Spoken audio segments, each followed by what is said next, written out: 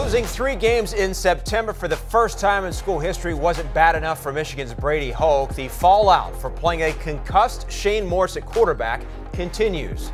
Hi everyone, I'm Ray Crawford. There have been a lot of questions and criticism on how Morris's injury was handled on Saturday, right down to the bizarre timing of a statement from the school just before 1 a.m. Tuesday morning.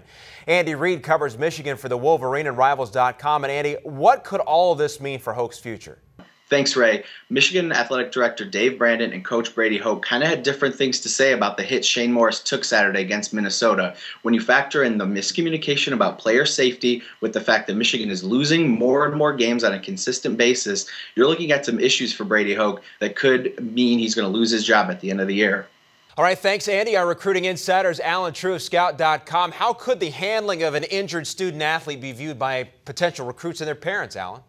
Well, you know, I've talked to a few of the parents of Michigan commits and some of the commits directly themselves, and I don't think that the handling of the situation is having any direct impact. However, I do think some other schools are going to use that against Michigan, and I do think that the handling of the situation and all of the negative press that it's generating is simply just adding fuel to a fire that was already burning pretty bright at Michigan. And it also adds more speculation as to whether or not Brady Hoke is going to be the head coach there next year. So for a lot of these kids who committed to Hoke, who committed to the program, to not know if he's going to be there, to have more uncertainty into the program and the negative press of how this whole Shane Morris thing went down, I think that's all having more of an effect than necessarily that exact play and that sequence of plays itself.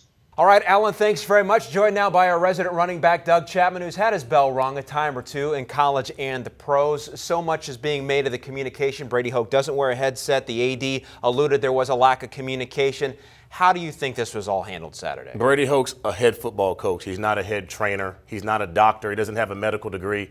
All he knows about Shane Morris is that Shane Morris has a leg injury. He knows his quarterback's limping from a leg. He probably doesn't see the full shot, doesn't see Shane Morris get driven to the ground.